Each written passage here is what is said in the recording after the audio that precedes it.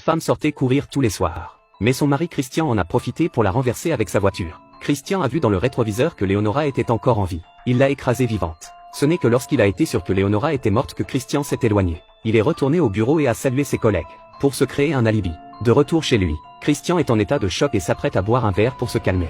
Léonora est soudain apparue derrière lui. Christian est tellement effrayé qu'il laisse tomber son verre sur place. Léonora le regarde d'un air perplexe. En voyant Léonora se tenir devant lui sans la moindre égratignure, Christian a eu une peur bleue. Mais ce que Léonora a dit ensuite lui a donné la chair de poule. Léonora a dit qu'elle avait changé l'itinéraire de sa course nocturne aujourd'hui et qu'elle l'avait trouvé plus facile qu'avant. Le cœur de Christian s'est mis à battre la chamade.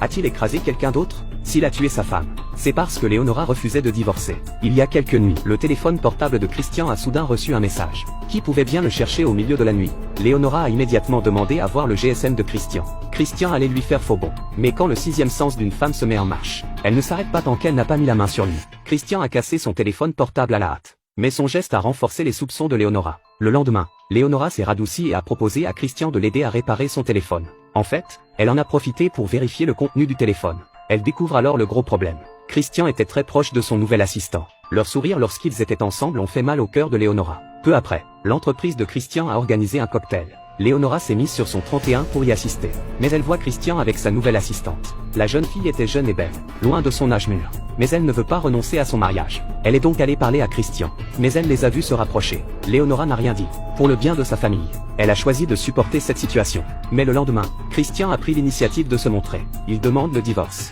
La raison invoquée est qu'il n'y a plus d'amour entre eux. Léonora était furieuse. Il n'y a pas d'amour avec moi. Mais il y a un véritable amour avec ce chat sauvage dehors. Elle ne les laisserait pas partir même si elle mourait. Elle a dit que si Christian osait divorcer, elle le dénoncerait pour fraude fiscale. C'est une femme impitoyable. Lorsqu'elle a découvert que son petit ami la trompait, elle l'a poussé du haut d'une falaise. Il est mort sur le coup. La femme s'est ensuite précipitée dans la salle de classe, a pris un violon et a joué la même musique que tout à l'heure. Le professeur s'est approché et a pensé qu'elle s'était entraînée. C'est ainsi qu'elle s'est créé un alibi parfait. Cependant, bien des années plus tard, le mari de cette femme a eu une liaison avec un chat sauvage. Après des décennies d'amour, elle ne pouvait ni tuer son mari Christian, ni divorcer. Elle menaça donc Christian de se séparer du chaton. Faute de quoi elle le dénoncerait pour fraude fiscale et l'enverrait en prison. Christian ne savait pas quoi faire. Il s'est donc adressé à la meilleure amie de sa femme Léonora, en espérant qu'elle parviendrait à la convaincre.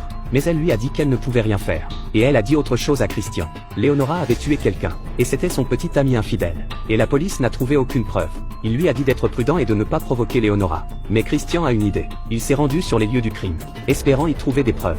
Mais il ne s'est pas rendu compte que Léonora l'observait dans l'ombre. Le lendemain, Christian accompagne le chat sauvage chez ses parents. Il y a eu beaucoup de rires et de plaisanteries. Léonora, qui le suivait, l'a vu aussi. Lorsque Christian est rentré chez lui, elle a composé le numéro de Wilka et l'a forcé à rompre avec elle. Mais Christian a refusé de le faire. Léonora le met à la porte. Devant une Léonora de plus en plus déraisonnable, Christian s'est dit qu'au lieu d'attendre qu'elle me tue, il fallait que je prenne l'initiative. Il a donc renversé Léonora avec sa voiture alors qu'elle était sortie faire une course de nuit. Mais en fin de compte, il s'est rendu compte qu'il avait heurté la mauvaise personne. Léonora a vu la scène de crime entourée et a tout compris. Il a appelé Christian chez lui et lui a montré les images de la vidéosurveillance. Christian s'est défendu en disant qu'il avait accidentellement heurté quelqu'un. Léonora ne se soucie pas de savoir si c'est vrai ou non. Elle lui a dit que la police le découvrirait bientôt, et qu'il serait alors un meurtrier. Mais si Christian l'écoutait, elle pourrait l'aider à laver son nom. Regardez comment cette femme a créé un alibi pour son mari. Elle a fait en sorte que son mari Christian quitte l'hôtel sans surveillance. Puis elle a commencé à remplir la baignoire d'eau. Puis elle a appelé le traiteur de l'hôtel. Lorsque le livreur arrive, il est d'usage de lui donner un pourboire. Elle a dit au serveur d'attendre. Elle est entrée dans la chambre et a fait semblant de demander à Christian où était l'argent. Puis elle fait entendre une voix préenregistrée, pour créer l'illusion que Christian était dans la pièce pendant tout ce temps. En fait, si Christian est parti, c'est parce que Léonora l'a forcé à tuer le petit chat sauvage. Sinon, elle l'aurait dénoncé pour avoir écrasé un homme. À l'origine, Christian ne voulait pas être menacé. Il a préféré se rendre à la police mais a été interrompu par un message de Léonora. Léonora a avoué qu'elle avait tué son ex-petit ami. Quiconque l'a trahi mérite de mourir. Si Christian ne peut pas le faire, elle peut s'occuper elle-même du chat sauvage. Christian a eu peur de lui et a dû suivre le plan de Léonora. Mais quand Christian est arrivé chez Wilka et qu'il a vu sa bien-aimée, il n'a rien pu faire. Il voulait emmener le chaton avec lui. Le chaton se rend dans la salle de bain et trouve la fenêtre ouverte d'une manière ou d'une autre. C'est alors que la femme est apparue derrière lui et, sans hésiter, elle l'a poignardé. Par miracle, quelques jours plus tard, le chat a été porté disparu. Mais il n'est pas mort. Aucun indice n'a été trouvé dans la maison. Tout ce qu'ils ont trouvé, c'est un message de rupture sur son téléphone portable, envoyé par Christian. Christian a admis qu'ils étaient ensemble, mais ils ont rompu il y a longtemps. En l'absence de preuves, la police ne peut que rejeter ses soupçons. Mais qu'a fait le couple du corps du chat sauvage? Ils ont organisé une cérémonie de prière au bord de la rivière et ont appelé un grand nombre de leurs collègues et amis. Au milieu de la prière, Léonora a jeté un coup d'œil à Christian. Christian et ses collègues ont ramé jusqu'au centre de la rivière. Un tas de bois y a été préparé. À l'intérieur se trouve le corps d'un chat sauvage. Allumer un feu de joie pour faire un vœu est la procédure habituelle. Ils se sont débarrassés du corps à la vue du public, sans que personne ne s'en aperçoive.